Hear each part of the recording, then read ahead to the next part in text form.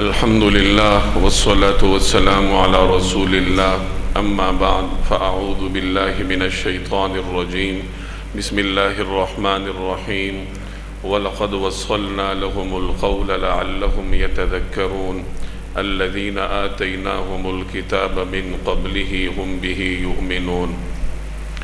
اس صورت میں اللہ تبارک و تعالی نے پہلے حضرت موسیٰ علیہ السلام کے سیرت مبارکہ کے ابتدائی حصے کو تفصیل کے ساتھ بیان فرمایا۔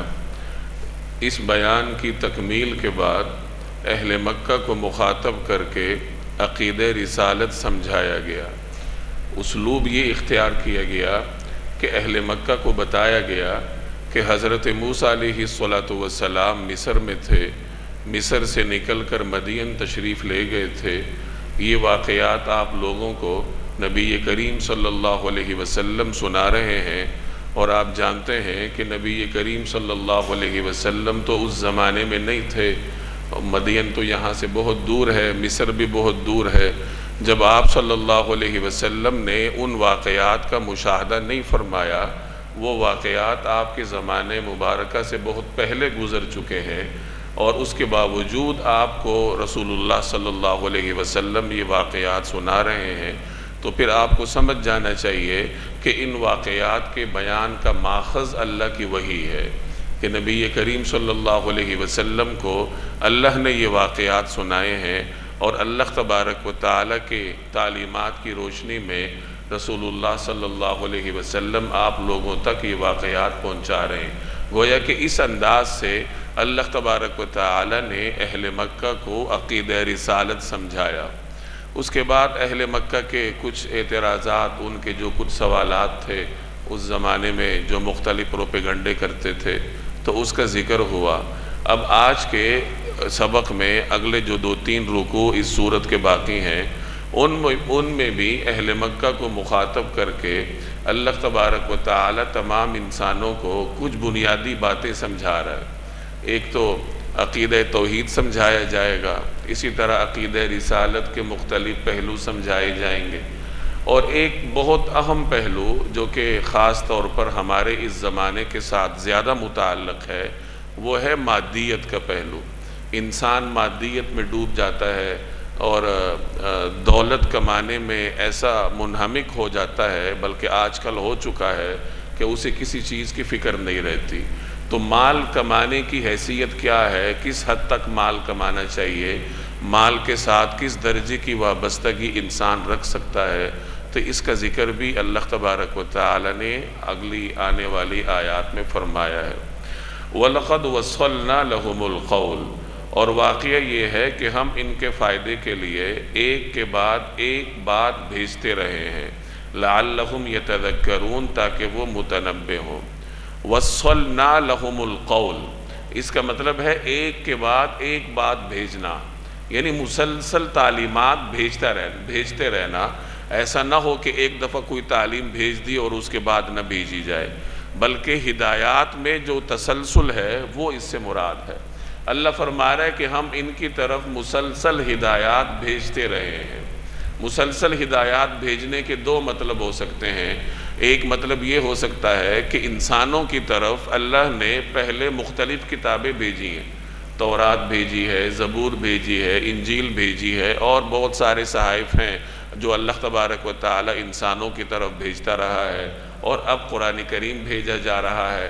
یعنی اگر موجودہ زمانے کو پچھلے زمانے کے ساتھ ملا کے دیکھا جائے تو مطلب یہ ہوگا کہ ہر زمانے میں اللہ جل جلالہ انسانوں کی طرف ہدایت کا سامان بھیجتا رہا ہے، اپنی وحی بھیجتا رہا ہے، اپنی تعلیمات بھیجتا رہا ہے۔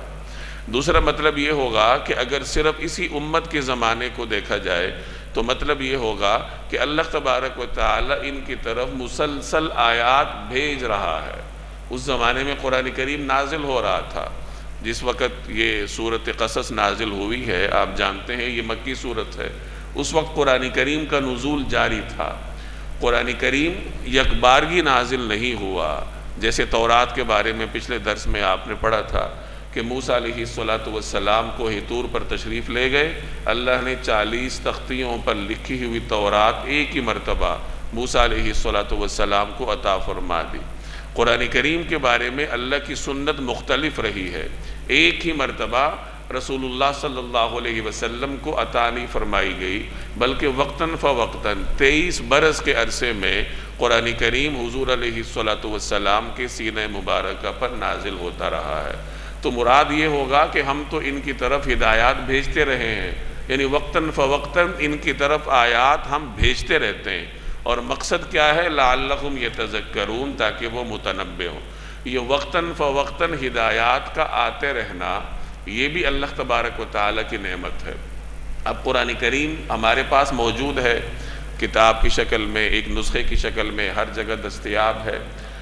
ایک ہی مرتبہ گویا کہ اللہ نے ہمیں قرآن دے دیا ہے، 23 سال کے عرصے میں تو نازل ہوا، لیکن بعد والوں کو تو وہ ایک ہی مرتبہ ایک کتاب کی شکل میں مل جاتا ہے، لیکن ملتا تو ایک ہی دفعہ ہے۔ ایک ہی دفعہ آپ قرآن کریم کا نسخہ لے لیتے ہیں، یا کوئی بچہ جب بڑا ہوتا ہے قرآن کریم کے ساتھ اس کا پہلا تعارف ہوتا ہے تو وہ سال 1.5 سال میں ایک ہی مرتبہ قرآن کریم پڑھ جاتا ہے، لیکن پوری زندگی ہر نئے آنے والے واقعے میں قرآن کریم کی کوئی نہ کوئی آیت اسے کوئی نہ کوئی نئی رہنمائی ضرور دیتی ہے۔ قرآن کریم کے بارے میں کہا جاتا ہے لا تنقضی عجائب، قرآن کریم کے عجائبات ختم نہیں ہوتے۔ آپ خود تجربہ کر سکتے ہیں کہ آپ ایک آیت پر غور کر لیں، آپ کو اس کا مفہوم سمجھ آ جائے گا، آپ اپنے حالات پر اس کو اپلائی کریں گے تو آپ کو کوئی راستہ بھی نظر آ جائے گا۔ اگلی مرتبہ جب آپ اس آیت پر دوبارہ غور کرنے بیٹھیں گے تو وہ آیت آپ کو ایک نیا سبق دے دے گی، کوئی نیا راستہ آپ کو دے دے گی۔ سال کے بعد پھر آپ غور کریں گے تو کوئی چوتھا راستہ آپ کو دے دے گی۔ تو یہ قرآن کریم کے عجائبات ہیں کہ اس کے عجائبات ختم نہیں ہوتے۔ انسان جیسے جیسے اس پر غور کرتا رہتا ہے، قرآن کریم نئی سے نئی رہنمائی انسان کو عطا کرتا رہتا ہے۔ تو رہنمائی قرآن کریم دیتا ہے، مسئلہ انسان کے اندر ہے کہ انسان قرآن کریم سے رہنمائی حاصل کرتا نہیں۔ کوئی آدمی جس فن سے بھی وابستہ ہو، چاہے وہ سائنس پڑھتا ہو، ٹیکنالوجی پڑھتا ہو، کسی بھی شعبے سے وابستہ ہو، اگر وہ اپنے حاصل کردہ فنون کی روشنی میں بھی قرآن کریم کی کچھ آیات کو سمجھنا چاہے تو قرآن کریم کی آیات اس کے اپنے فنون کے بارے میں بھی اسے کوئی نہ کوئی نئی رہنمائی دے دیتی ہے۔ اگرچہ اس کا اصل مقصد تو ہدایت ہے، لیکن اللہ تبارک و تعالی نے اس میں عجائبات بہت رکھے ہیں، اس لیے فرمایا لعلہم یتذکرون، تاکہ وہ نصیحت حاصل کریں۔ الذین آتیناہم الکتاب من قبلہ، جن کو ہم نے قرآن کریم سے پہلے آسمانی کتابیں دی ہیں، ہم بہ یؤمنون، وہ اس پر ایمان لاتے ہیں۔ بہت سارے یہودی علماء قرآن کریم کو سن کر ایمان لے آتے ہیں، عیسائی علماء ایمان لے آتے ہیں، تو اللہ تعالیٰ انہیں دوہرا اجر دیتا ہے۔ ایک تو پچھلی کتابوں پر جو وہ ایمان لائے تھے اس کا اجر ان کو ملتا ہے، اور پھر جب قرآن کریم پر بھی ایمان لے آتے ہیں تو اس کا اجر بھی ان کو مل جاتا ہے۔ جیسے حضرت عبداللہ بن سلام رضی اللہ تعالی عنہ یہودیوں کے معروف عالم تھے۔ رسول اللہ صلی اللہ علیہ وسلم جب ہجرت کر کے مدینہ طیبہ تشریف لے گئے تو ابتدائی زمانے میں ہی وہ مسلمان ہو گئے تھے، تو اللہ نے انہیں دوہرا اجر دیا کہ پہلے وہ تورات پر ایمان لائے تھے، موسیٰ علیہ السلام پر ایمان لائے تھے، اور اب وہ قرآن کریم پر ایمان لے آئے۔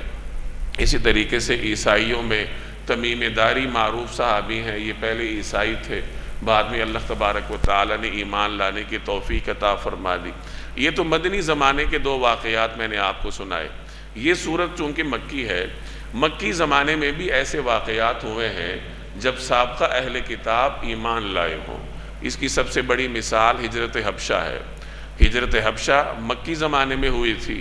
جب مسلمان ہجرت کر کے حبشہ تشریف لے گئے تو وہاں عیسائیوں کی حکومت تھی، بادشاہ کو نجاشی کہا جاتا تھا، وہ عیسائی تھا۔ اس کے دربار میں حضرت جعفر رضی اللہ تعالی عنہ نے تقریر فرمائی، ان کی تبلیغ سے متاثر ہو کر وہاں اسلام پھیلنا شروع ہوا، کچھ لوگ مسلمان ہو گئے، کچھ لوگوں میں مسلمان ہونے کا تجسس پیدا ہوا۔ تو حبشہ سے 20 عیسائیوں پر مشتمل ایک وفد مکہ آیا نبی کریم صلی اللہ علیہ وسلم سے ملنے کے لیے اور یہ دیکھنے کے لیے کہ اسلام اصل میں ہے کیا۔ انہوں نے تو صحابہ کی زبانی سنا تھا جو حبشہ گئے تھے، اب وہ چاہتے تھے کہ ہم پیغمبر کی خدمت میں براہ راست حاضر ہو جائیں، اور دیکھ لیں کہ اسلام کیا ہے، پیغمبر کی تعلیمات کیا ہیں۔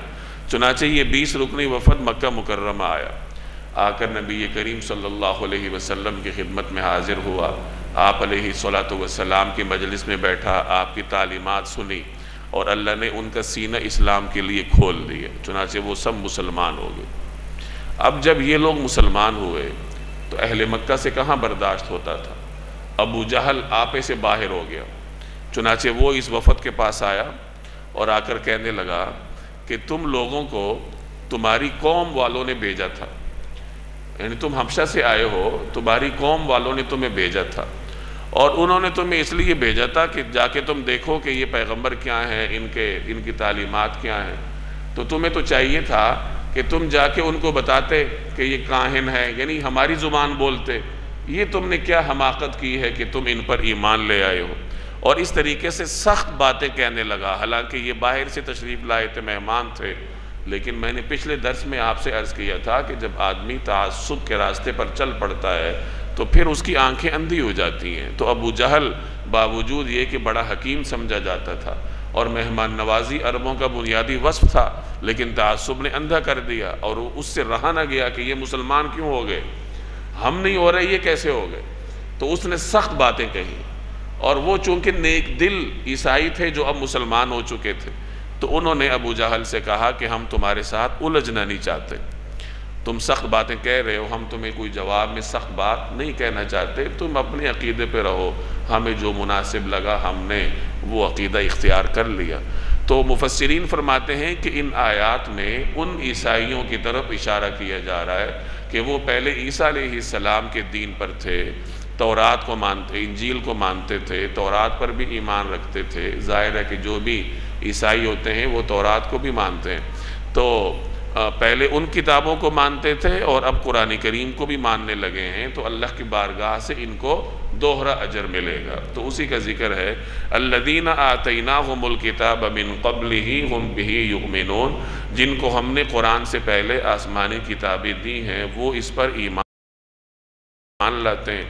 وَإِذَا يُتْلَى عَلَيْهِمْ، اور جب وہ ان کو پڑھ کر سنایا جاتا ہے، یعنی قرآن کریم جب انہیں پڑھ کر سنایا جاتا ہے، قالو، تو وہ کہتے ہیں آمنا بہ، ہم اس پر ایمان لائے، انہ الحق من ربنا، یقیناً یہ برحق کلام ہے جو ہمارے پروردگار کی طرف سے آیا ہے، انا کننا من قبلہ مسلمین، ہم تو اس سے پہلے بھی اسے مانتے تھے، یا ہم تو اس سے پہلے بھی مسلمان تھے۔ آپ جانتے ہیں کہ ہر زمانے میں پیغمبر کے سچے پیروکار کو مسلمان ہی کہا جاتا رہا ہے۔ جیسے ابراہیم علیہ السلام کے بارے میں کہا گیا کہ ان ابراہیم کان حنیفا مسلما کے الفاظ ہیں کہ وہ حنیف تھے، مسلم تھے۔ اسی طریقے سے اور بھی مختلف انبیاء علیہ السلام کے بارے میں مسلم کے الفاظ ہیں۔ تو معلوم ہوا کہ ہر زمانے میں پیغمبروں کے جو سچے پیروکار تھے انہیں مسلمان کہا جاتا تھا، اور دین حق ہر زمانے میں اسلام ہی کہلایا جاتا رہا ہے۔ ان الدین عند اللہ الاسلام، کہ دین تو اللہ تبارک و تعالیٰ کے ہاں بس اسلام ہی ہے۔ تو ہر پیغمبر کا دین اسلام کہلاتا تھا اور اس کے متبعین مسلمان کہلاتے تھے۔ تو ان کے بارے میں کہا جا رہا ہے کہ مسلمان تو یہ پہلے بھی تھے۔ کیسے تھے؟ کہ انہوں نے نبی آخر الزمان کا انکار تو نہیں کیا تھا نا، عیسیٰ علیہ السلام پر ایمان لائے تھے۔ اب اگلے پیغمبر کی دعوت، اگلے پیغمبر کو ماننا ان کی ذمہ داری اس وقت ہوتی جب ان تک دعوت پہنچتی۔ وہ کافر تب بنتے جب دعوت کا انکار کرتے، انہوں نے تو انکار نہیں کیا، جیسے ہی ان تک دعوت پہنچی وہ فوراً کیا ہوئے؟ ایمان لے آئے۔ تو پہلے بھی مسلمان تھے عیسیٰ علیہ السلام پر ایمان رکھ کے، اور اسلام کی دعوت جیسی ہی ان تک پہنچی تو وہ نبی کریم صلی اللہ علیہ وسلم پر ایمان لائے، تو گویا پھر مسلمان ہوئے۔ تو پہلے بھی مسلمان تھے اور اب بھی مسلمان۔ تو یہی فرمایا انا کننا من قبلہ مسلمین، ہم تو اس سے پہلے بھی مسلمان تھے، اسے مانتے تھے۔ اولئک یؤتون اجرہم مرتین بما صبروا، ایسے لوگوں کو ان کا ثواب دوہرا دیا جائے گا کیونکہ انہوں نے صبر سے کام لیا۔ ایک دفعہ جب ایک نظریے پر آدمی پختہ ہو جاتا ہے تو اس نظریے کو چھوڑنا آسان نہیں ہوتا، اس کو چھوڑنے کے لیے اپنے نفس پر جبر کرنا پڑتا ہے۔ تو یہ پہلے عیسائیت کے نظریے پر تھے، اور عیسائیت کے نظریے کے مطابق تو عیسیٰ علیہ السلام کو خدا کا بیٹا مانا جاتا تھا۔ تو انہوں نے اپنے اس نظریے کو چھوڑا، اپنے نفس پر جبر کیا، تو اس صبر کی وجہ سے اللہ تبارک و تعالیٰ کی بارگاہ سے ان کو دوہرا اجر ملے گا کہ پہلے بھی ایک پیغمبر کو مانتے تھے اور کتابوں پر ایمان رکھتے تھے، اور اب وہ جو رسول اللہ صلی اللہ علیہ وسلم پر ایمان لائے ہیں، قرآن کریم پر ایمان رکھتے ہیں، اور یہ جو ان کا شفٹ ہوا ہے تو اس میں جو انہوں نے اپنے اوپر جبر کیا، اس پہ بھی اللہ تبارک و تعالیٰ کی بارگاہ سے ان کو اجر ملے۔ وَيَدْرَؤُونَ بِالْحَسَنَةِ السَّيِّئَةَ، اور وہ نیکی سے برائی کا دفعیہ کرتے ہیں، یعنی برائی کو وہ دفع کرتے ہیں یا دور کرتے ہیں نیکی کے ذریعے۔ وَمِمَّا رَزَقْنَاهُمْ يُنْفِقُونَ، اور ہم نے ان کو جو کچھ دیا ہے اس میں سے خرچ کرتے ہیں۔ اب یہ ان کے اوصاف بیان ہو رہے ہیں کہ ایک تو وہ کسی کی برائی کا جواب برائی سے نہیں دیتے، جیسے ابو جہل کا واقعہ میں نے آپ کو سنایا، آگے بھی اس کا ذکر آ رہا ہے کہ اس نے ان کو سخت سست کہا تو انہوں نے جواب میں کہا کہ ہم تمہیں ایسی بات نہیں کہتے، بلکہ اچھی بات کہی کہ تم پر سلامتی ہو، تم اپنا کام کرو، ہم اپنا کام کریں گے۔ تو برائی کا جواب برائی سے نہیں دیتے بلکہ اچھائی کے ساتھ دیتے ہیں، اور یہی کمال کی بات ہے۔ اور اگلا وصف کیا ہے کہ اللہ نے جو کچھ ان کو دیا ہے اس میں سے خرچ کرتے ہیں۔ قرآن کریم بار بار ہمیں یہ تعلیم دیتا ہے کہ تمہارے پاس جو مال ہے وہ اللہ کی دین ہے۔ جب انسان اس حقیقت کو سمجھ جائے کہ میرے پاس جو کچھ ہے وہ میرا کوئی ذاتی کمال نہیں ہے بلکہ اللہ کی دین ہے، تو پھر اللہ کے راستے میں خرچ کرنا آسان ہوتا ہے۔ اور جب وہ یہ سمجھنے لگ جائے کہ یہ تو میں نے خود کمایا ہے، یہ میری صلاحیت کا نتیجہ ہے، جیسے قارون نے کہا تھا، آگے اس کا تفصیلی ذکر آ رہا ہے، تو جب یہ نقطہ نظر وہ اپنا لے تو پھر اس کے لیے اللہ کے راستے میں خرچ کرنا مشکل ہو جاتا ہے۔ وَإِذَا سَمِعُوا اللَّغْوَ، اور جب وہ کوئی لغو بات، بیہودہ بات سنتے ہیں، أَعْرَضُوا عَنْهُ، تو اسے ٹال دیتے ہیں۔ ابو جہل نے سخت بات کہی، بیہودہ بات کہی تو انہوں نے ٹال دی، سخت جواب میں سخت بات نہ کہی۔ وَقَالُوا، اور کہتے ہیں، لَنَا أَعْمَالُنَا، ہمارے لیے ہمارے اعمال ہیں، وَلَكُمْ أَعْمَالُكُمْ، اور تمہارے لیے تمہارے اعمال ہیں، سلام علیکم، ہم تمہیں سلام کرتے ہیں، لا نبتغی الجاہلین، ہم نادان لوگوں سے الجھنا نہیں چاہتے۔ یعنی یہ ان کا کمال ہے یا یہ ان کے جملے ہوتے ہیں۔ پیچھے سورہ فرقان کے آخری رکوع میں آپ پڑھ کر آئے ہیں کہ اللہ تبارک و تعالیٰ کے نیک بندوں کا کہ جو اوصاف ہیں ان میں سے ایک وصف یہ بھی ہے کہ وہ کسی کے ساتھ الجھتے نہیں ہیں بلکہ اچھی بات کہہ کر اپنا راستہ الگ کر لیتے ہیں۔ یعنی کوئی ان سے الجھے، کوئی برا بھلا کہے تو یہ اسے جواب میں برا بھلا نہیں کہتے بلکہ اچھی بات کہہ کے اپنا راستہ الگ کر لیتے ہیں۔ یہی مضمون یہاں بھی بیان ہو رہا ہے کہ انہوں نے ابو جہل کو جواب میں کہا کہ تم اپنا کام کرو، ہم اپنا کام کرتے ہیں، اور بس تمہارے اوپر سلامتی ہو، ہم تم سے اپنا راستہ الگ کرتے ہیں کیونکہ ہم جاہلوں کے منہ نہیں لگنا چاہتے۔ تو یہی ایک مومن کا شیوہ ہوتا ہے کہ وہ لوگوں سے الجھتا نہیں ہے، حق بات سامنے رکھ دیتا ہے۔ اب اگر کوئی تسلیم کرنے سے انکاری ہے یا برائی پر اتر آتا ہے، جہالت پر اتر آتا ہے، تو مومن اسے جہالت کا جواب جہالت سے نہیں دیتا بلکہ سلام کر کے اپنا راستہ الگ کر لیتا ہے۔ اس میں ہمارے لیے سیکھنے کے لیے بہت کچھ ہے۔ آج کل ہم لوگوں کا یہی کام ہے کہ ہم الجھتے پھرتے ہیں، ہر کسی کے ساتھ الجھتے ہیں، تفریقات ہیں ہمارے معاشرے میں۔ کسی زمانے میں صرف مسلکی تفریق ہوتی تھی کہ یہ فلاں مسلک کا ہے، یہ فلاں مسلک کا ہے، ہم آپس میں الجھتے تھے مسلکی بنیادوں پر۔ اب بھی مسلکی بنیادوں پر الجھاؤ ہے لیکن کچھ کم ہو گیا ہے۔ اب سیاسی بنیادوں پر الجھاؤ بڑھ گیا ہے کہ سیاسی تفریق اتنی زیادہ ہو گئی ہے کہ ہر ایک کسی نہ کسی تنظیم سے وابستہ ہے اور اپنی وابستگی میں اتنا سخت ہے کہ وہ دوسرے کے ساتھ الجھنا شروع کر دیتا ہے۔ تو یاد رکھیے یہ الجھنا یہ مومن کا شیوہ نہیں۔ نقطہ نظر ہر کسی کا ہو سکتا ہے، وہ مسلکی حوالے سے بھی ہو سکتا ہے، سیاسی حوالے سے بھی ہو سکتا ہے، وہ ہر انسان کا اپنا حق ہے کہ وہ دلائل کی روشنی میں کوئی بھی نقطہ نظر اپنا لے، لیکن اپنے اس نقطہ نظر کی وجہ سے دوسرے نقطہ نظر رکھنے والے کے ساتھ اپنا رویہ تبدیل نہ کرے۔ یہ خوب سمجھ لیجئے، رویہ تبدیل نہیں کرنا چاہیے، یعنی ہمارے جو نقطہ نظر کا اختلاف ہے وہ ہمارے رویوں پر اثر انداز نہ ہو بھائیوں کا رویہ ہے، دوستوں کا رویہ ہے، استاد شاگرد کا باہمی ایک تعلق ہے، یا کہیں بھی کوئی بھی تعلق ہے اور اس تعلق میں آپ دونوں فریقوں کے نقطہ نظر باہمی مختلف ہیں، سیاسی نقطہ نظر ہو یا مسلکی نقطہ نظر ہو، تو نقطہ نظر کا یہ اختلاف اگر آپ کے رویے پر اثر انداز ہونے لگا تو پھر سمجھ جائیے کہ آپ کا شمار جاہلوں میں ہے، اور اگر نقطہ نظر کا اختلاف آپ کے رویے کو متاثر نہیں کرتا تو پھر سمجھ جائیے کہ اللہ نے جاہلوں میں شمار کرنے سے آپ کو محفوظ رکھا ہوا ہے۔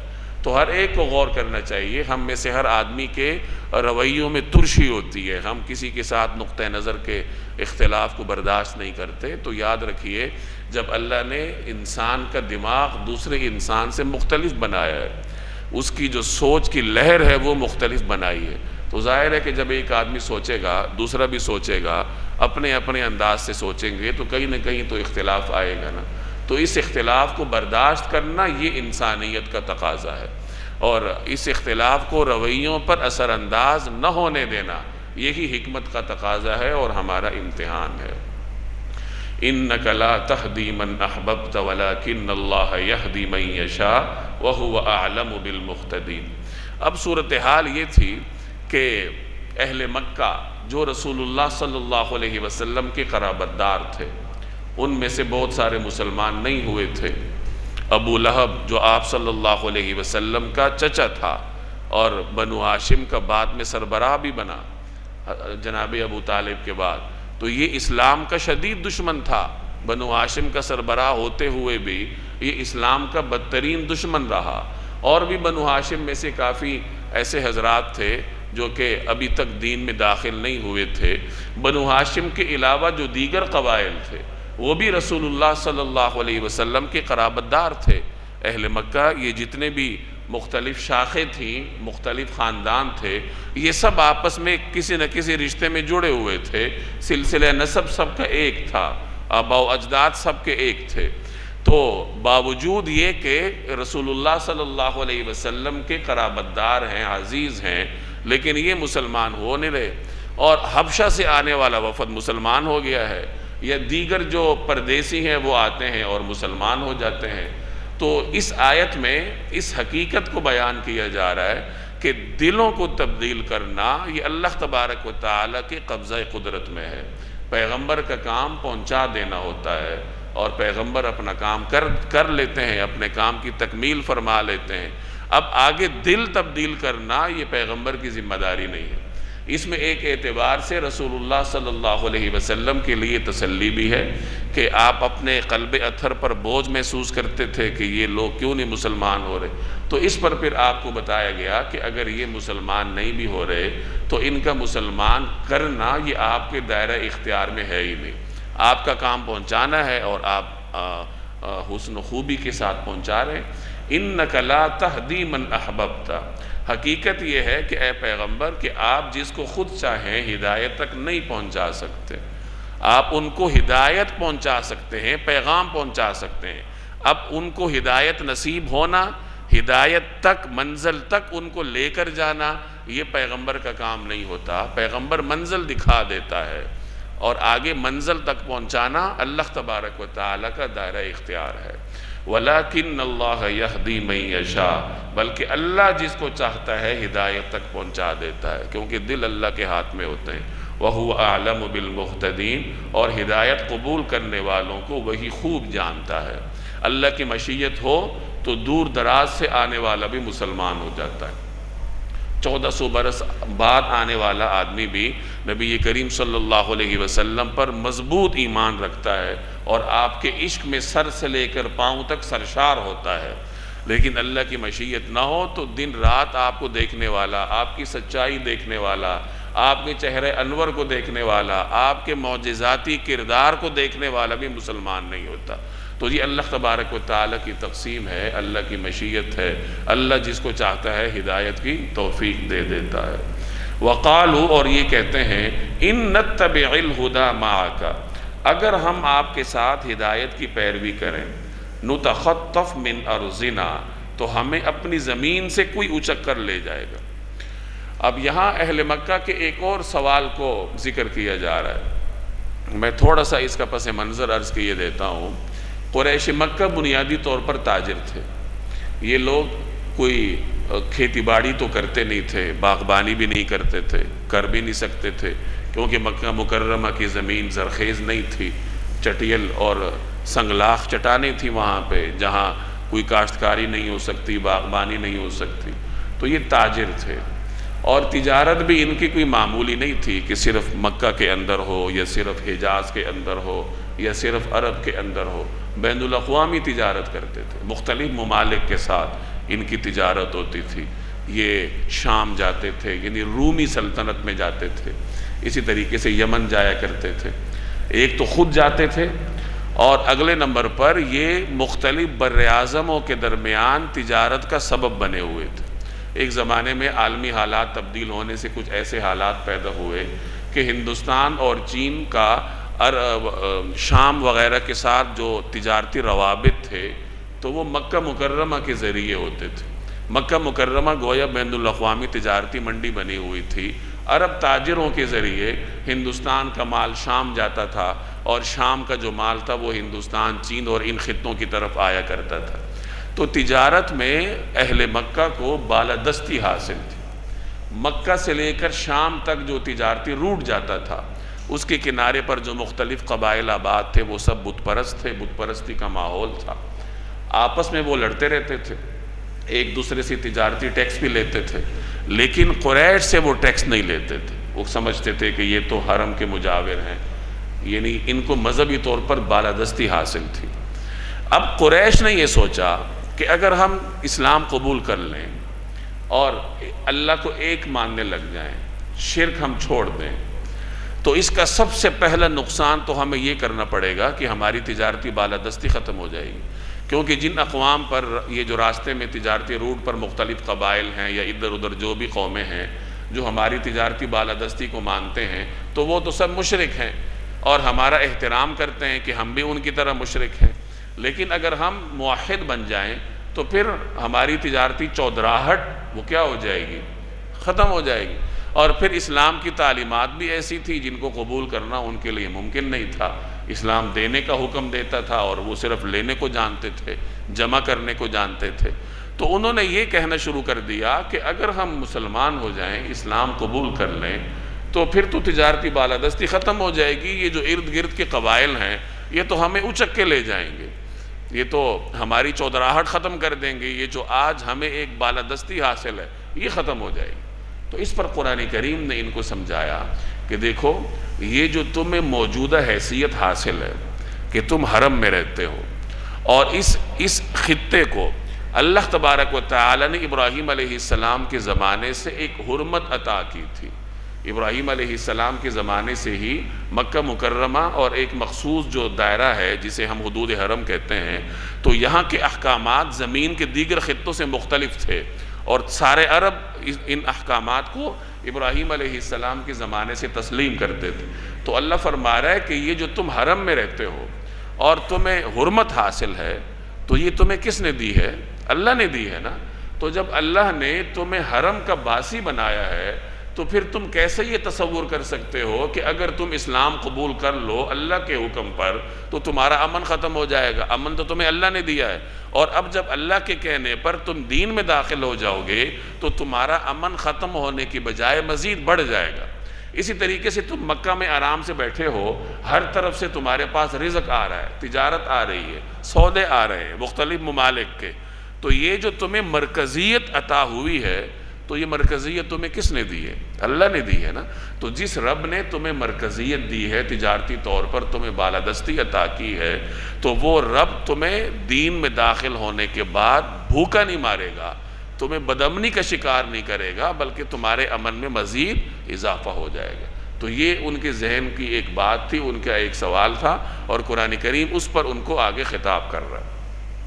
وقالو، اور یہ لوگ کہتے ہیں، ان نتبع الہدی معک، اگر ہم آپ کے ساتھ ہدایت کی پیروی کریں گے، نتخطف من ارضنا، تو ہمیں اپنی زمین سے کوئی اچک کر لے جائے گا، یعنی یہ قبائل تو ہمیں جان سے مار دیں گے۔ تو اللہ کہہ رہے اولم نمکن لہم حرما آمنا، بھلا کیا ہم نے ان کو اس حرم میں جگہ نہیں دے رکھی؟ آمنن جو اتنا پرامن ہے، یجبا الیہ ثمرات کل شیء کہ ہر قسم کے پھل اس کی طرف کھینچے چلے آتے ہیں، رزقا من لدنا جو خاص ہماری طرف سے دیا ہوا رزق ہے، ولیکن اکثرہم لا یعلمون لیکن ان میں سے اکثر لوگ نہیں جانتے۔ حرم میں رہتے ہیں، پرامن ہیں، ہر طرف سے ان کو تجارت مل رہی ہے، تو یہ اللہ کی طرف سے ہے، تو انہیں غور کرنا چاہیے۔ اس طریقے سے مکہ مکرمہ کو ابراہیم علیہ السلام کی دعا کی برکت سے اللہ نے یہ برکات عطا کی ہیں کہ دنیا جہان میں کہیں پر بھی پھل پایا جاتا ہو، سبزیاں پائی جاتی ہوں تو مکہ تک وہ پہنچ جاتی ہیں۔ آج بھی آپ دیکھ لیجئے کہ حج کے موسم میں وہاں آپ کو دنیا کے ہر خطے میں اگنے والا پھل ملتا ہے، حالانکہ مکہ میں تو کوئی پھل نہیں ہوتا، تو ہر طرف سے اللہ تعالیٰ وہاں رزق پہنچاتا ہے۔ یہ ابراہیم علیہ السلام کی دعا تھی جو انہوں نے مکہ کو آباد کرتے وقت کی تھی، جب انہوں نے دیکھا کہ یہاں تو ہر طرف پہاڑ ہیں، نہ کوئی پانی ہے، نہ کوئی سبزہ ہے، نہ کوئی سبزہ اگانے کا سامان ہے، تو یہاں زندگی کیسے ہوگی؟ تو انہوں نے اللہ سے دعا کی تھی کہ وَرْزُقْهُم مِّنَ الثَّمَرَاتِ کہ الہی اس خطے میں آباد ہونے والوں کو ہر قسم کے پھلوں میں سے رزق عطا فرما۔ تو ابراہیم علیہ السلام کی وہ دعا کی برکت ہے کہ وہ ہر زمانے میں مکہ کی باسیوں کو ہر طرف سے رزق ملتا ہے، ہر پھل دنیا کا ان کو نصیب ہوتا ہے، تو یہاں اس کا ذکر ہے۔ وَكَمْ أَهْلَكْنَا مِنْ قَرْيَةٍ اور کتنی ہی بستیاں وہ ہیں بَطِرَتْ مَعِیشَتَهَا جو اپنی معیشت پر اتراتی تھی۔ اہل مکہ کو تجارت کا زوم تھا نا کہ ہم تو بڑے تاجر لوگ ہیں، تو ہم کیوں دین قبول کر رہے ہیں؟ تو اللہ کہہ رہا ہے تم سے پہلے بھی بہت ساری ایسی قوم گزری تھی جو یہ کہا کرتی تھی کہ ہماری معیشت تو کیا ہے، بڑی مضبوط ہے، ہم تو بڑے طاقتور ہیں۔ قوم عاد یہاں گزری ہے، قوم سمود گزری ہے، جسمانی طور پر بھی طاقتور تھے، متمدن لوگ تھے، لیکن کیا ہوا؟ اللہ تبارک و تعالیٰ نے انہیں صفحہ ہستی سے مٹا دی۔ تو عربوں سے کہا جا رہا ہے کہ تجارت پر ناز نہ کرو، معیشت پر ناز نہ کرو، کیونکہ بہت ساری ایسی یہاں قومیں گزری ہیں جنہیں معیشت پر ناز تھا، لیکن ہم نے کیا کر دیا؟ ہم نے ان کو تباہ کر ڈالا۔ اور کتنی ہی بستیاں وہ ہیں جو اپنی معیشت پر اتراتی تھی، ہم نے انہیں تباہ کر ڈالا۔ فَتِلْكَ مَسَاكِنُهُمْ اب وہ ان کی رہائش گاہیں ہیں، یعنی وہ پڑے ہیں ان کے وہ محلات تمہارے سامنے ہیں، لَمْ تُسْكَمْ مِنْ بَعْدِهِمْ إِلَّا قَلِيلًا جو ان کے بعد تھوڑے عرصے کو چھوڑ کر کبھی آباد ہو ہی نہ سکے۔ انہوں نے بنائے تھے، انہیں نصیب نہ ہوئے، اور ان کے بعد کبھی آباد ہی نہ ہوئے۔ وَكُنَّا نَحْنُ الْوَارِثِينَ اور ہم ہی تھے جو ان کے وارث بنے۔ یعنی اللہ کہہ رہے کہ وہ مال ہم نے ہی ان کو دیا تھا، لوٹ کر بھی ہمارے پاس آیا، نہ ان کو وہ محلات نصیب ہوئے، نہ وہ عظیم مکانات نصیب ہوئے۔ تو اہل مکہ کو براہ راست اور پوری دنیا کو بالواسطہ طور پر سمجھایا جا رہا ہے کہ اپنی معیشت پر، اپنی دولت پر، اپنے منصب پر انسان کو ناز نہیں کرنا چاہیے، کیونکہ یہ چیزیں ابدی نہیں ہیں، دائمی نہیں ہیں۔ جس منصب کے بلبوتے پر اگر ہم ناز کریں گے تو یہ منصب ہمارے پاس ہمیشہ رہے گا۔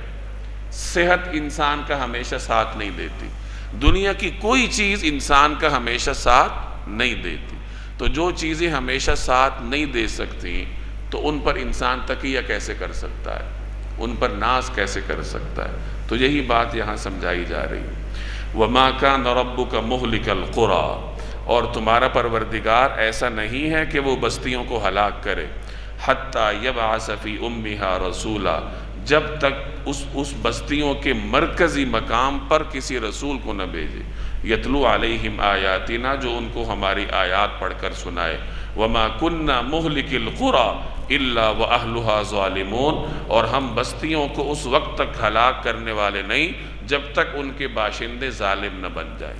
یہ عذاب کا فلسفہ بیان ہو رہا ہے کہ اللہ تعالیٰ کسی قوم کو کب ہلاک کرتا ہے، تو اس وقت ہلاک کرتا ہے جب ایک تو وہ حد سے آگے بڑھ جائیں، اور دوسرے نمبر پر ان کے پاس ہدایت کا سامان موجود ہو، اللہ کی ہدایت موجود ہو۔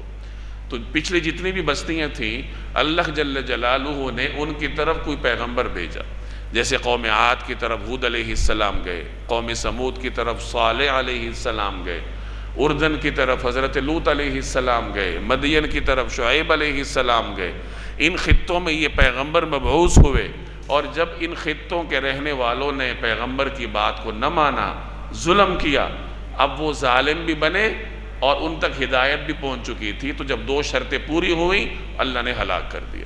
تو اہل مکہ سے بھی کہا جا رہا ہے کہ دیکھو تمہاری طرف بھی پیغمبر مبعوث ہوئے ہیں، تو کہیں ایسا نہ ہو کہ اللہ کی پچھلی سنت کے مطابق تم بھی ہلاک ہو جاؤ، تو ہوش کے ناخن۔ وَمَا أُوتِيتُم مِّن شَيْءٍ فَمَتَاعُ الْحَيَاةِ الدُّنْيَا وَزِينَتُهَا، اور تم کو جو کچھ بھی دیا گیا ہے وہ دنیاوی زندگی کی پونجی اور اس کی سجاوٹ ہے۔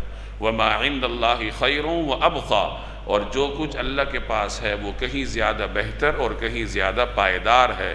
افلا تعقلون، کیا پھر بھی تم عقل سے کام نہیں لیتے؟ اب یہاں سے مادیت کو خطاب کیا جا رہا ہے۔ میں نے شروع میں عرض کیا کہ اہل مکہ اپنے مال و دولت کے زوم میں تھے کہ ہم تو بڑے تاجر ہیں، تو اللہ فرما رہا ہے کہ یہ جو تمہیں دنیا کی دولت نصیب ہوئی ہے، تو دنیا اور اس کا سارا ساز و سامان یہ محض دکھلاوے کی چکا چوند ہے، اس کے اندر کوئی حقیقت نہیں ہے، اور اگر تم اس پر تکیہ کر کے بیٹھ جاؤ گے تو یہ دنیا خود بھی فانی ہے اور تم بھی اس کے پیچھے فنا کے گھاٹ اتر جاؤ گے، اور خسر الدنیا والآخرہ کا مصداق بنو، دنیا میں بھی خسارہ اور آخرت میں بھی خسارہ۔ تو اللہ کے پاس جو کچھ ہے وہ ہمیشہ رہنے والا ہے، یعنی جب تم ایمان لاؤ گے تو ایمان کے بدلے میں جنت کا وعدہ ہے، اور جنت ہمیشہ رہنے والی ہے، اور دنیا میں تم کاروبار کے پیچھے بھاگتے ہو ایمان کو چھوڑ کے، یہ اس کاروبار کی بات ہو رہی ہے جو ایمان کو چھوڑ کے جس کے پیچھے جایا جاتا ہے۔ جیسے اہل مکہ کہتے تھے کہ ہم تو مسلمان نہیں ہوں گے ورنہ ہمارا کاروبار خراب ہو، تو اللہ کہہ رہا ہے کہ تم ایمان کے مقابلے میں کاروبار کو لا رہے ہو، تجارت کو لا رہے ہو، مال کو لا رہے ہو، مال تو فانی ہے، ختم ہو جائے گا، اور ایمان اور اس کا جو ثمرات ہیں وہ دائمی ہے۔ تو تم کتنے احمق لوگ ہو کہ ایک دائمی چیز کے لیے ایک فانی چیز کے لیے تم دائمی چیز کو چھوڑ رہے ہو۔ ایک آدمی یہاں سے لاہور سفر کرتا ہے یا اسلام آباد سفر کرتا ہے، راستے میں کسی ریسٹ ایریا پر رکتا ہے، تو وہ ریسٹ ایریا پہ اپنے لیے کتنا ایک بندوبست کرے گا، وہ وہاں پہ کوئی محل بنائے گا، کیا کرے گا، بس جلدی سے کسی ٹوٹی کرسی پر بھی بیٹھ جائے گا کہ جلدی سے چائے پی لوں اور آگے نکلوں، کیونکہ اسے پتہ ہے کہ یہ تو عارضی ہے، میں نے وہاں تک جانا ہے۔ تو اسی طریقے سے یہ دنیا بھی عارضی ہے، ہم نے جانا قبر میں ہے اور قبر سے آگے پھر جنت میں جانا ہے، وہی انسان کا حقیقی مسکن ہے۔ خوب سمجھ لیجئے کہ انسان جنت سے آیا ہے، دنیا اس کا حقیقی مسکن نہیں ہے، انسان کا حقیقی مسکن جنت ہے۔ آدم علیہ السلام جنت سے آئے تھے، انسان جنت سے آیا ہے اور واپس جنت ہی جائے گا، درمیان میں اللہ تبارک و تعالیٰ تھوڑی دیر کے لیے اسے دنیا میں رکھتا ہے، اور یہ دیکھا جاتا ہے کہ یہ انسان اپنے آپ کو حقیقی مسکن تک پہنچنے کے قابل بناتا ہے یا نہیں۔ تو دنیا میں ہمیں اس لیے رکھا جاتا ہے کہ ہم اپنی حقیقی جگہ پہنچنے کے اپنے آپ کو قابل بنا لیں۔ تو یہ دنیا انسان کے حقیقی رہنے کی جگہ نہیں ہے، عارضی طور پر انسان یہاں آتا ہے اور اپنے لیے اتنا ہی بندوبست کرے جتنا ایک عارضی جگہ پر انسان کو زیب دیتا ہے۔ اس لیے فرمایا کہ دنیا اور اس کی تمام تر پونجی یہ عارضی ہے، بس دکھلاوا ہے، اور اللہ کے پاس جو کچھ ہے وہ ہمیشہ کے لیے ہے اور باقی رہنے والا ہے۔ أَفَمَنْ وَعَدْنَاهُ وَعْدًا حَسَنًا فَهُوَ لَاقِيهِ، بھلا بتاؤ کہ جس شخص سے ہم نے اچھا سا وعدہ کر رکھا ہے اور وہ اس وعدے کو پا کر رہے گا، کَمَمْ مَتَّعْنَاهُ مَتَاعَ الْحَيَاةِ الدُّنْيَا، کیا وہ اس جیسا ہو سکتا ہے جسے ہم نے دنیا کی زندگی کی پونجی کے کچھ مزے دیے ہوں، ثُمَّ هُوَ يَوْمَ الْقِيَامَةِ مِنَ الْمُحْضَرِينَ، اور پھر وہ ان لوگوں میں شامل ہونے والا ہے جو قیامت کے دن دھر لیے جائیں گے۔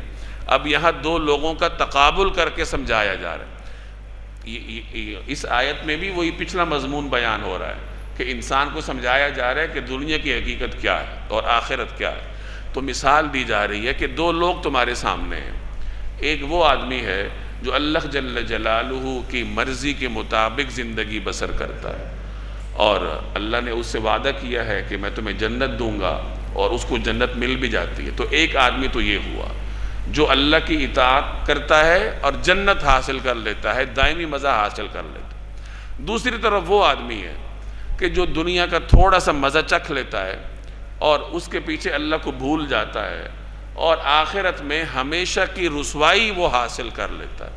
آخرت میں وہ پکڑے ہوئے لوگوں میں سے، گرفتار لوگوں میں سے، سزا یافتہ لوگوں میں سے۔ تو دونوں میں سے کون فائدے میں رہا؟ اس آدمی نے دنیا میں اگر سختی بھی برداشت کی ہے لیکن گزر گئی، اب آگے ہمیشہ کی عیش و عشرت اس کے انتظار میں ہے۔ اور اس آدمی نے تھوڑی دیر کے لیے اگر عیش و عشرت کے مزے لیے بھی ہیں تو وہ بھی گزر گئے، اب آگے ہمیشہ کی تنگی اس کے انتظار میں، تو دونوں میں سے کون فائدہ میرا؟ تو خود سوچ لو۔ تو یہ ہمیں سمجھایا جا رہا ہے کہ دیکھو یہ دنیا ہمیشہ رہنے کی جگہ نہیں ہے، اور بڑا احمق ہوگا وہ شخص جو کہ اس دنیا پہ اتنا اعتماد کر لے کہ دنیا کے پیچھے چل کر آخرت کو بھول جائے۔ یہاں میں پھر عرض کر دوں کہ دنیا کمانا منع نہیں ہے، اس کی تفصیل آگے آئے گی۔ وہ دنیا کمانا منع ہے جس کے لیے انسان اپنے رب کو چھوڑ دیتا ہے، اللہ جل جلالہ کی نافرمانی کر لیتا ہے۔ تو فرمائے کہ بھلا ایک ایسا آدمی وعدناہ وعدا حسنا، جس سے ہم نے کوئی اچھا سا وعدہ کیا کہ تم یہ کرو تو ہم تمہیں یہ دیں گے، تو وہ کر لیتا ہے، فہو لاقی، تو وہ اس وعدے کو پا لیتا ہے، یعنی اللہ کی طرف سے جو اچھائی کا وعدہ ہے، جنت کا وعدہ ہے، وہ حاصل کر لیتا ہے۔ ایک طرف یہ ہے، دوسری طرف وہ ہے کہ متعناہ متاع الحیات الدنیا، جسے ہم نے دنیا کی تھوڑی سی زندگی کا سامان تھوڑا سا دیا ہوا ہے، اس میں وہ مست ہے، اور قیامت کے دن من المحضرین، وہ دھر لیے جانے والوں میں سے، کہ قیامت کے دن اسے دھر لیا جائے گا، گرفتار کیا جائے گا، سزا دی جائے گی۔ تو ان دونوں میں سے کون فائدے میں ہے اور کون خسارے میں ہے؟ تو یہ مثال دے کر اللہ تبارک و تعالی دنیا کی حقیقت ہمیں سمجھا رہا ہے۔ وَيَوْمَ يُنَادِيهِمْ، اور وہ دن، یعنی اس دن کو نہ بھولنا جس دن فَيَقُول، جب اللہ تبارک و تعالی کہے گا أَيْنَ شُرَكَائِي، کہ کہاں ہیں وہ میرے شریک، الَّذِينَ كُنْتُمْ تَزْعُمُونَ، جن کا تم دعویٰ کیا کرتے تھے۔ لاؤ میرے وہ شریک جن بتوں کی تم پوجا کرتے تھے، جن انسانوں کو تم میرے برابر ٹھہراتے تھے، فرشتوں کو تم میرے برابر ٹھہراتے تھے، جنات کو تم میرے برابر ٹھہراتے تھے، شیاطین کو تم میرے برابر ٹھہراتے تھے، اب لاؤ ان کو، کہاں ہے وہ؟ اس میں ہر قسم کی چیز آ گئی۔ بسا اوقات انسان اپنے منصب پر اعتماد کر کے اللہ کو چھوڑ دیتا ہے، کبھی انسان اپنے دولت پر اعتماد کر کے اللہ کو چھوڑ دیتا ہے، تو قیامت کے دن اسے حسرت کا سامنا کرنا پڑے۔ تو اللہ کہے گا کہاں ہیں میرے وہ شریک، لاؤ ذرا ان کو۔ قال الذین حق علیہم القول، جن کے خلاف بات پوری ہو چکی ہوگی وہ کہیں گے، یعنی اب یہ معبود خود بول اٹھیں گے، جن شیاطین کو، جن جنات کو لوگوں نے اپنا معبود بنا رکھا تھا، وہ اللہ کے دربار میں بول اٹھیں گے، ربنا ہؤلاء الذین اغوینا، اے ہمارے پروردگار یہ لوگ جن کو ہم نے گمراہ کیا تھا، اغویناہم کما غوینا، ہم نے ان کو اسی طرح گمراہ کیا تھا جیسے ہم خود گمراہ ہوئے تھے، یعنی جیسے ہم خود اپنی مرضی سے گمراہ ہوئے تھے اسی طریقے سے یہ لوگ بھی اپنی مرضی سے گمراہ ہوئے، یعنی ہمارے اوپر الہی آپ نے کوئی جبر نہیں کیا، ہم نے بھی ان کے اوپر کوئی جبر نہیں کیا، ہم بھی اپنی مرضی سے گمراہ ہوئے، یہ بھی اپنی مرضی سے گمراہ ہوئے، تبرأنا الیک، ہم آپ کے سامنے ان سے دستبردار ہوتے ہیں، ما کانوا ایانا یعبدون، یہ ہماری عبادت نہیں کرتے تھے، وہ مکر جائیں گے۔ دنیا میں انسان جن شیاطین کی عبادت کرتا ہے، جنات کی عبادت کرتا ہے، اگر انسانوں کی عبادت کرتا ہے، تو یہ سب قیامت کے دن اللہ کی بارگاہ میں انکار کریں گے کہ الہی یہ ہماری عبادت نہیں کرتے تھے، نہ ہم نے ان کو گمراہ کیے۔ وَقِيلَ ادْعُوا شُرَكَاءَكُمْ، اور ان سے کہا جائے گا کہ پکارو ان کو، اور کہا جائے گا کہ پکارو ان کو جنہیں تم نے اللہ کا شریک بنایا تھا، ادْعُوا شُرَكَاءَكُمْ، بلاؤ ان کو جو تم نے میرے شریک بنا رکھے تھے، فَدَعَوْهُمْ، چنانچہ وہ ان کو پکاریں گے، یعنی اپنے بتوں کو، جنات کو، شیاطین کو، جنہیں معبود کا درجہ دیتے تھے، تو پجاری ان کو پکاریں گے، فَلَمْ يَسْتَجِيبُوا لَهُمْ، مگر وہ ان کو جواب نہیں دیں گے، جواب دے بھی نہیں سکیں گے، وَرَأَوُا الْعَذَابَ، اور یہ عذاب آنکھوں سے دیکھ لیں گے، لَوْ أَنَّهُمْ كَانُوا يَهْتَدُونَ، کاش یہ ایسے ہوتے کہ ہدایت قبول کر لیتے۔ دیکھیے قرآن کریم کتنے درد سے کہہ رہا ہے کہ کاش یہ ایسے ہوتے کہ ہدایت قبول کرتے، دنیا میں سمجھ لیتے کہ ہمارا حقیقی رب کون ہے، ہمیں پیدا کس نے کیا ہے، ہمارا نفع کس کے پاس ہے، نقصان کس کے پاس ہے، ہم کن کو کس رب کے ساتھ شریک ٹھہرا رہے ہیں، تو کاش یہ دنیا میں سمجھ لیتے، دنیا میں نہیں سمجھا انہوں نے۔ وَيَوْمَ يُنَادِيهِمْ، اور وہ دن بھی، یعنی مت بھولنا اس دن کو بھی، فَيَقُول، جب اللہ تعالیٰ کہے گا ماذا اجبتم المرسلین، کہ تم نے پیغمبروں کو کیا جواب دیا تھا. وَيَوْمَ، اور وہ دن، يُنَادِيهِمْ، جب اللہ تعالیٰ ان کو پکارے گا، فَيَقُول، اور کہے گا، ماذا اجبتم المرسلین، کہ تم نے پیغمبروں کو کیا جواب دیا تھا.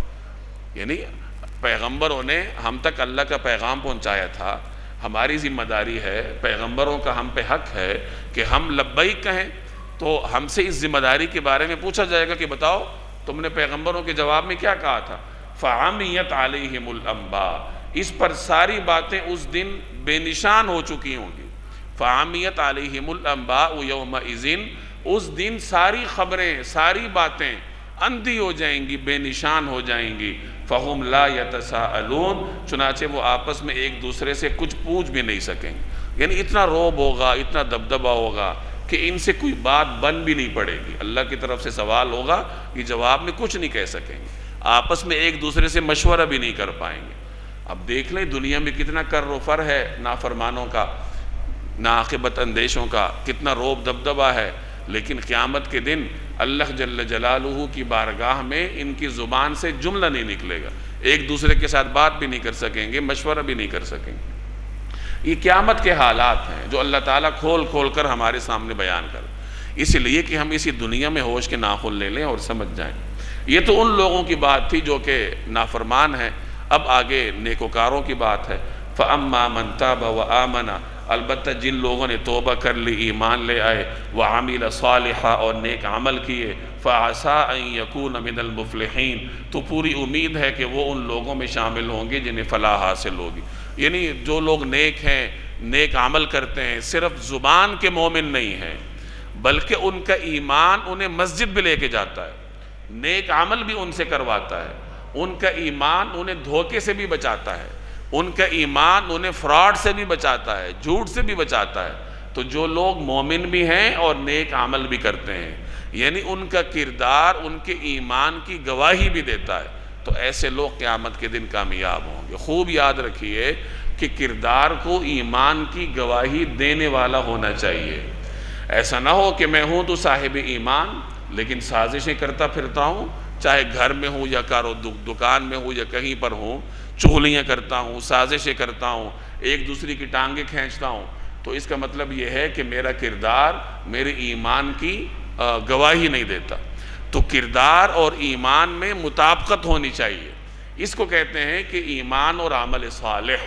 تو جو شخص مومن بھی ہو، نیک عمل بھی کرے، ایسا آدمی قیامت کے دن کیا ہوگا؟ کامیاب ہو. تو ہم میں سے ہر آدمی کو سوچنا چاہیے کہ میرا کردار میری ایمان کی گواہی دیتا ہے یا نہیں. اب آگے عقیدہ توحید کا بیان ہے چند آیات میں. وَرَبُّكَ يَخْلُقُ مَا يَشَاءُ، تمہارا پروردگار جو چاہتا ہے پیدا کرتا ہے. یعنی اللہ خالق ہے، اس سے کوئی پوچھنے والا نہیں ہے، وہ جو چاہتا ہے پیدا کرتا ہے. وَيَخْتَارُ، اور پسند کرتا ہے، یعنی جس کو چاہتا ہے منتخب کرتا ہے. اہل مکہ کہا کرتے تھے نا، پیچھے آپ نے پڑھا ہے کہ اگر اللہ نے پیغمبر بنانا تھا تو پھر جناب ابو طالب کے یتیم بھتیجے کو کیوں بنایا؟ اللہ نے مکہ اور طائف کے کسی بڑے سردار کو کیوں نہیں بنایا؟ تو اس کا جواب دیا جا رہا ہے کہ بھائی اللہ تم سے پوچھ کے پیغمبر بنائے گا. اللہ جس کو چاہتا ہے وہ منتخب کرتا ہے، جس کو چاہتا ہے وہ پیدا کرتا ہے. اللہ سے تو کوئی سوال نہیں کر سکتا. ما کان لہم الخیارہ، ان کو کوئی اختیار نہیں ہے، یعنی بندوں کے پاس کوئی اختیار نہیں ہے، اختیارات اللہ کے پاس ہیں. سبحان اللہ وتعالی عما یشرکون، اللہ ان کے شرک سے پاک اور بہت بالا و برتر ہے. وربک یعلم، اور تمہارا پروردگار جانتا ہے، ما تکن صدورہم، ان باتوں کو بھی جو ان کے سینے چھپائے ہوئے ہیں، وما یعلنون، اور ان باتوں کو بھی جو یہ کھلم کھلا کرتے ہیں. یعنی انسان دل میں بات چھپائے یا زبان سے کرے، اللہ کے لیے دونوں ایک برابر ہے. میرے دل میں کوئی بات ہے تو آپ کو نہیں معلوم، زبان سے کہوں گا تو آپ کو پتہ چلے گا، آپ کے دل کی بات مجھے نہیں معلوم. تو یہ خفیہ اور اعلانیہ، اس کا فرق انسانوں کے لیے ہوتا ہے، کیونکہ انسان کی قوت محدود ہے. اللہ جل جلالہ کی طاقتیں، اس کے اختیارات لامحدود ہیں. اس کے لیے خفیہ اور اعلانیہ کا فرق نہیں ہے. انسان کے دل میں ہو یا اس کی زبان پر ہو، اللہ تبارک و تعالیٰ کے لیے ایک جیسا ہے. تو فرمائیں کہ اللہ خوب جانتا ہے کہ تمہاری زبانوں پر کیا ہے، تمہارے دلوں میں کیا ہے۔ تو معلوم ہوا کہ زبان اور دل کے خیالات کو ایک جیسا ہونا چاہیے، یعنی زبان پر جو کچھ ہے آپ کے دل کے خیالات کو اس کے ساتھ مطابقت رکھنی چاہیے۔ وَهُوَ اللَّهُ لَا إِلَٰهَ إِلَّا هُوَ، اور اللہ وہی ہے جس کے سوا کوئی عبادت کے لائق نہیں۔ لَهُ الْحَمْدُ فِي الْأُولَى وَالْآخِرَةِ، تعریف اسی کی ہے دنیا میں بھی اور آخرت میں بھی۔ وَلَهُ الْحُكْمُ، اور حکم اسی کا چلتا ہے۔ وَإِلَيْهِ تُرْجَعُونَ، اور اسی کی طرف تم سب واپس بھیجے جاؤ گے، یعنی جو کچھ ہے اللہ تبارک و تعالیٰ کا ہے، تعریف بھی اس کے لیے ہے دنیا میں بھی اور آخرت میں بھی، پیدا بھی اس نے کیا اور لوٹائے بھی اللہ کی طرف جاؤ گے۔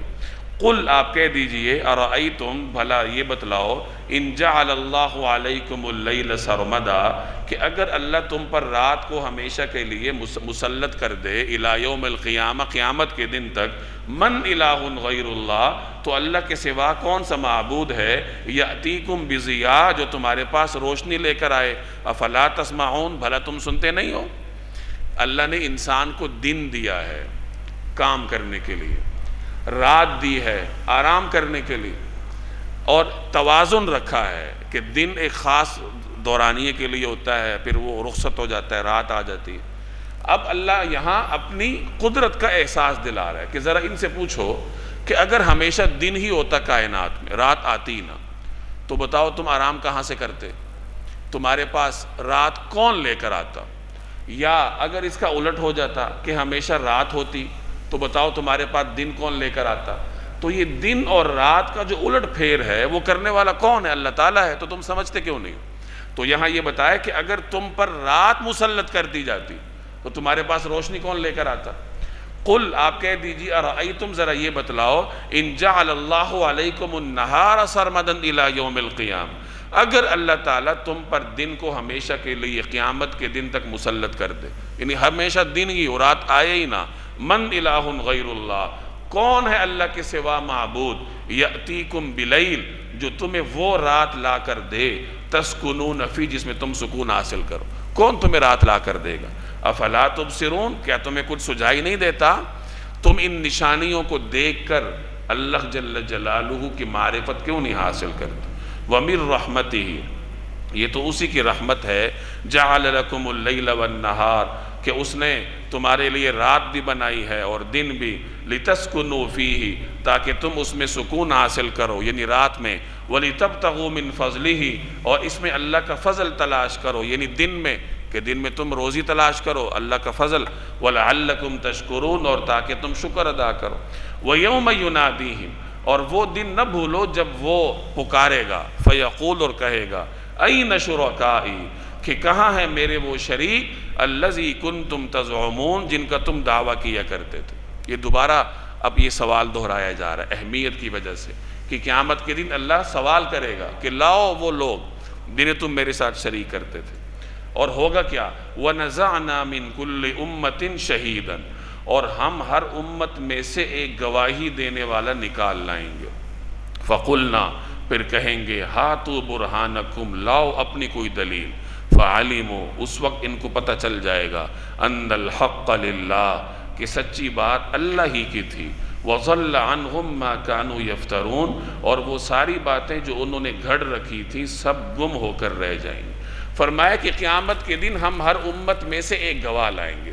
روایات میں آتا ہے کہ ہر امت کے پیغمبر کو امت پر بطور گواہ کے لایا جائے گا، یعنی امت اپنے پیغمبر اپنی امت کے حق میں یا ان کے خلاف گواہی دیں گے کہ میری امت کی صورتحال کیا تھی۔ اسی طریقے سے انسان کے اوپر کچھ فرشتے اللہ نے مقرر کیے ہیں، وہ اس کے حق میں یا خلاف گواہی دیں گے۔ انسان جس ماحول میں سانس لیتا ہے، جس ماحول میں گناہ کرتا ہے، جس ماحول میں عبادت کرتا ہے، یہ ماحول آپ کے حق میں یا خلاف گواہ ہوگا۔ انسان کے اعضاء ہیں تو یہ اعضاء اس کے حق میں یا اس کے خلاف گواہ ہوں، تو یہ گواہی کا ایک سلسلہ ہے جو اللہ تبارک و تعالی نے انسان کے لیے قائم کیا ہے، تاکہ قیامت کے دن انسان یہ نہ کہہ سکے کہ میں نے تو یہ کیا تھا اور میں نے تو یہ نہیں کیا۔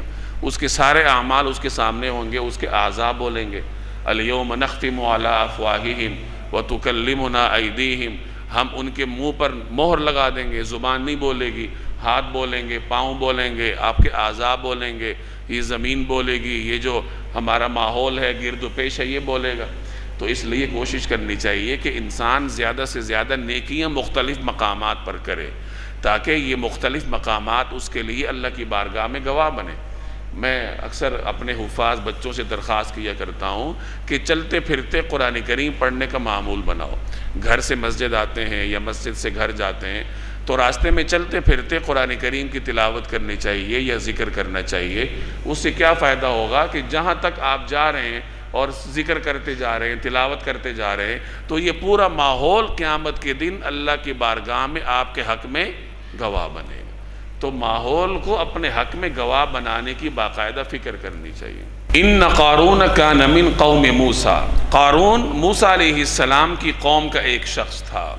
اب یہاں سے قارون کا واقعہ بیان ہو رہا ہے، اور اس کی مناسبت وہی ہے جو میں نے پہلے عرض کی کہ اہل مکہ کو دولت کی حقیقت سمجھائی جا رہی ہے کہ دولت کی حقیقت کیا ہے، استعمال کرنے کا طریقہ کار کیا ہے۔ قارون حضرت موسیٰ علیہ السلام کا چچا زاد بھائی تھا۔ کہا جاتا ہے کہ قارون کا والد اور حضرت موسیٰ علیہ السلام کے والد ماجد آپس میں سگے بھائی تھے۔ یہ بنی اسرائیل میں سے تھا تو موسیٰ علیہ السلام کا چچا زاد بھائی، قریبی عزیز قرابت دار بنی اسرائیل میں سے، لیکن اپنے خاندان کے ساتھ دغا کر کے یہ فرعون کے ساتھ ملا ہوا تھا، سرمایہ دار تھا۔ یہی سرمایہ دارانہ ذہن رکھتا تھا جو آج کل ہمارے ہاں بڑے بڑے سیٹ اور ساہوکاروں کی ہوتی ہے کہ جیسے تیسے بھی ہو اپنی دولت میں اضافہ کیا جائے۔ تو قارون یہ فرعون کے ساتھ ملا ہوا تھا۔ کہا جاتا ہے کہ فرعون اس کو ٹھیکے دیتا تھا، یہ ایک ٹھیکیدار تھا، فرعون کی جانب سے اس کو ٹھیکے ملتے تھے، اور یہ بنی اسرائیل پر ظلم کر کے ٹھیکہ ان سے مکمل کرواتا تھا۔ فرعون سے زیادہ پیسے بٹورتا تھا اور بنی اسرائیل کو چند ٹکے دیا کرتا تھا۔ ہمارے ٹھیکیدار بھی آج کل یہی کام کرتے ہیں نا، اپنا منافع زیادہ رکھتے ہیں اور مزدور بیچارہ جو دن بھر کام کرتا ہے اسے بس چند ٹکے ہی دیتے ہیں۔ تو ہر زمانے میں سرمایہ داروں کی ذہنیت ایک طرح رہی ہے۔ تو قارون یہ حرکتیں کرتا تھا، اور یہ حرکتیں کر کر کے اس نے اپنی تجوریاں بھری ہوئی تھی۔ اس نے اتنی دولت جمع کی تھی کہ وہ دولت اس نے مختلف مکانات میں سنبھالی ہوئی تھی۔ مختلف مکانات سونے کے بھرے ہوئے تھے، مختلف بڑے بڑے صندوق سونے کے بھرے ہوئے تھے، اور یہ جو اس کے خزانے کے ذخائر تھے، ان ذخائر کو جو تالے لگتے تھے، ان تالوں کی جو چابیاں تھیں، وہ چابیاں اتنی زیادہ تھیں کہ ان چابیوں کو اٹھانے کے لیے کئی سواریاں چاہیے تھیں، کئی اونٹ ہوتے تھے، کئی لوگ ہوتے تھے جو صرف قارون کے خزانوں کی چابیاں سنبھالتے تھے۔ جیسے آج کل بڑے بڑے سیٹ ہوتے ہیں، اب خزانے آج کل فزیکلی تو رکھے نہیں جاتے، بینکوں میں رکھے جاتے ہیں، تو ان کے اکاؤنٹس کو مینیج کرنے کے لیے کتنے لوگ ہوتے ہیں، پورا سٹاف ہوتا ہے جن کا کام یہی ہوتا ہے کہ سیٹ صاحب کے جو کھاتے ہیں، اکاؤنٹس ہیں، ان کو مرتب کرے۔ تو پہلے زمانے میں کنجیاں ہوتی تھیں، کنجی بردار ہوتے تھے، اور آج کل اکاؤنٹس ہیں اور اکاؤنٹنٹ نام کی مخلوق پیدا ہو گئی ہے۔ تو کام تو وہی ہے جو اس زمانے میں وہ کنجی بردار کرتے تھے۔ تو بہرحال یہ ہر زمانے میں نے عرض کیا کہ جو سرمایہ دار طبقہ ہے اس کا مزاج ایک طرح ہوتا ہے۔ تو قارون نے اتنی دولت جمع کی تھی کہ وہ کنجیاں پورا ایک قافلہ تھا جو کہ چابیاں لے کے پھرتا تھا۔ اب موسیٰ علیہ السلام کے ساتھ اس کو حسد ہوا کہ اللہ نے ان کو پیغمبر بنا دیا اور یہ بنی اسرائیل کے لیڈر بن گئے، اور میں اتنا دولت مند آدمی ہوں، اپنی قوم میں میری حیثیت نہیں ہے، یہ مجھ سے آگے بڑھ گئے۔ تو بظاہر تو یہ موسیٰ علیہ السلام کا احترام بھی کرتا تھا، کہا جاتا ہے تورات بھی پڑھتا تھا، لیکن اندر سے یہ مخالف تھا۔ تو ابتدا میں تو یہ فرعون کے ساتھ تھا، اور جس وقت بنی اسرائیل نکلے ہیں مصر سے تو کہا جاتا ہے کہ یہ بھی ساتھ نکل کھڑا ہوا، لیکن حسد کی وجہ سے اس نے سازشیں کی، اور وہ واقعات قرآن کریم نے تو بیان نہیں کہ یہ مختلف کتابوں میں نقل ہوئے ہیں کہ اس نے موسیٰ علیہ السلام کے خلاف سازش کی، ان کو بدنام کرنے کی کوشش کی۔ تو اللہ تبارک و تعالی نے پھر موسیٰ علیہ السلام کی بد دعا کی وجہ سے اسے زمین میں دنسا دی، وہ بھی زمین میں دھس گیا، اور اس کے وہ جو سونے کے مکانات تھے اور جو بھی کنجیاں تھیں اور خزانے تھے وہ سارے کے سارے لوگوں کی کھلی آنکھوں کے سامنے زمین میں دھس گئے۔ تو اس کا ذکر ہے یہاں، ان قارون کان من قوم موسیٰ، قارون موسیٰ علیہ السلام کی قوم کا ایک شخص تھا، فبغى علیہم، پھر اس نے ان پر زیادتی کی، یعنی موسیٰ علیہ السلام پر، وآتیناہ من الکنوز، اور